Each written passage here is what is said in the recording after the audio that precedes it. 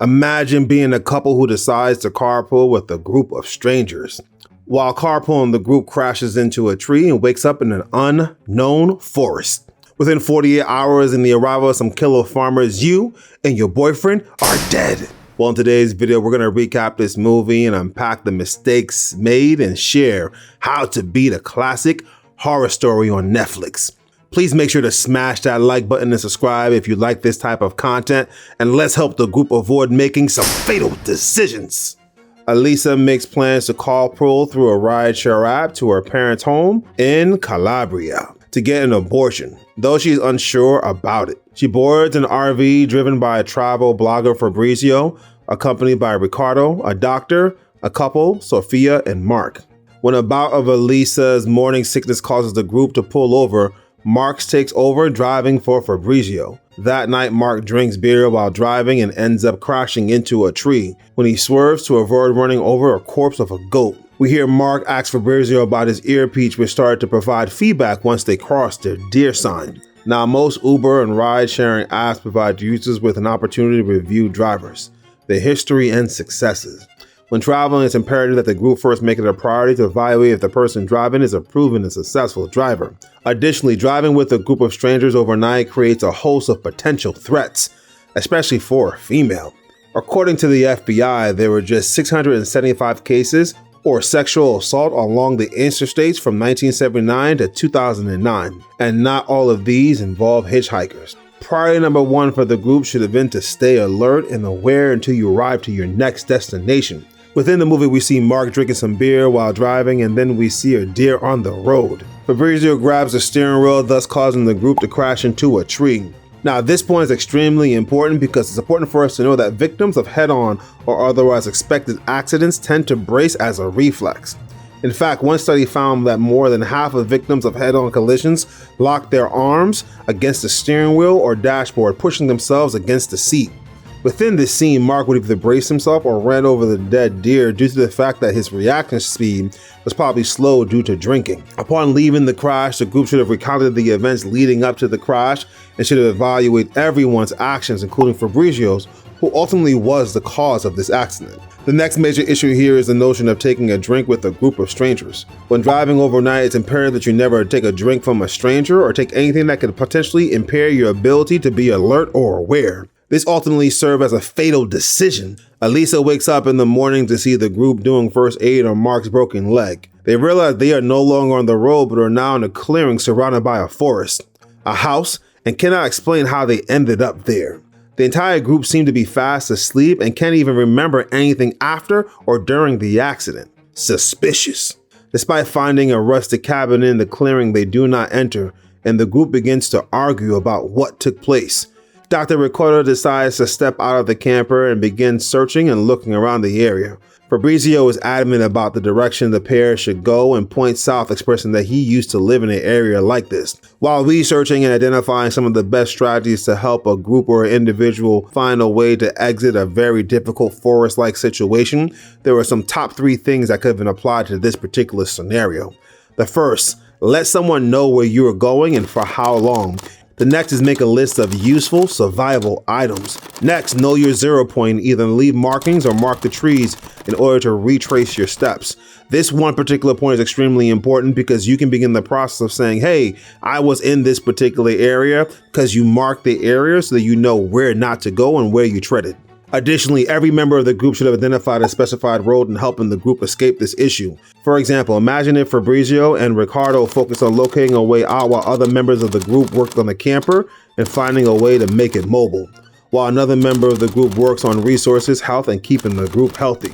Or even if the group decided to spread their search efforts by asking one or more members to search an area before dark. Additionally, they had the use of an extremely powerful tool, their cell phones. Most phones have compass functionality by the use of a sensor called a magnetometer, which is used to measure the strength and direction of magnetic fields. By analyzing the Earth's magnetic field, the sensor allows a phone to determine its orientation pretty accurately. This function works without the use of the internet, as they try to get themselves out of this gruesome situation. Nevertheless, Fabrizio and Ricardo find 3 deformed scarecrows crucified with pig heads on stake in a kind of altar. Terrified, they leave. After Elisa enters the cottage, she discovers a ritualistic mural depicting 3 deities, which symbolize the leadership of the group that worships them in exchange for an abundance and riches through human sacrifice. After they decide to spend the night in the RV, Fabrizio decides to use the bathroom by walking deep into the woods. Now, when leaving an unknown space in the dark, it's best that you move in pairs rather than individually. Choosing to use the bathroom or to piss by the camper could have accomplished the same goal without too much movement away from the group. When Fabrizio decides to go to the bathroom, he sees 2 figures standing in the distance. The camera then fast forwards into screams coming from inside the house. Everyone but Mark decides to go into the house to investigate. In the attic of the house, they discover a girl trapped inside a cocoon of hay. The group is horrified to discover the girl has had her tongue mutilated. Now, this would have been an extremely suspicious situation and a big red flag. At this point, the group must safely conclude that not only something is happening, but someone is setting them up. Lastly, the group decides to go into the house in the middle of the night as opposed to using the daytime that they had to actually find and locate a way out of this situation. For example, the cage that is being used to house the girl is made of twigs that could easily be broken. The child, rather than flee the situation, decides to remain in an invisible cage.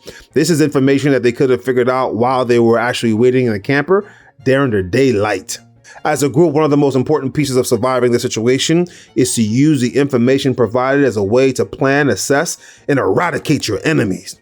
The group within this scene failed to ask the most important questions when they saw the actual girl and begin looking for the right type of ways to escape. Nevertheless, they witness Mark being dragged out the RV by 3 masked figures, who brings him into the cabin and tie him to the living room table. Now, there are 3 potential options the groups could have employed here. The first is to run, the next is to hide, and the last is to fight. The group chose to hide. However, the group could have worked cooperatively to fight the 3 members, thus providing Mark with an opportunity to escape. Running would have been out of the question since the group did not know where or how to escape. Within this scenario, choosing to fight or continuing to hide while planning their escape once the satanic cult left would have been the better option. Nevertheless, the group is forced to watch as the 3 masked figures torture and kill Mark by gouging out his eyes and breaking his feet with a wooden hammer. The trio drag Mark's body outside while the rest of the group waits for dawn to escape through the forest. The group frees the girl from the cage quite easily, I might add, and begin the process of looking for a way to escape. After finding a graveyard of abandoned cars, they realize that they are not the first victims of the cult fanatics. The girl reveals her name is Chiara through a diary. Chiara is the only survivor of her family. Now, within this scene, we see that Chiara writes that this is not a forest. Now, the group failed to properly utilize the weapons at their disposal. This includes making and crafting weapons for the tools in their disposal. For example, there are windshield wipers, engine parts, and other items that could serve as defensive items.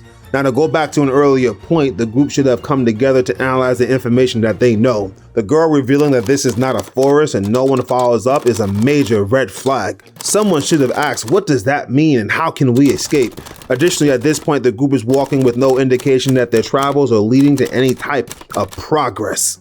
Nevertheless, the group finds themselves walking in circles as they return to the clearing again. Ricardo realizes that Fabrizio's recommendation was leading them in a circle. This then leads to the second time that Fabrizio has either caused or prevented the group from escaping. They notice that the camper has now been magically removed, thus resulting in the house being the only option for shelter. Now, this is another red flag, and it goes into their lack of preparation.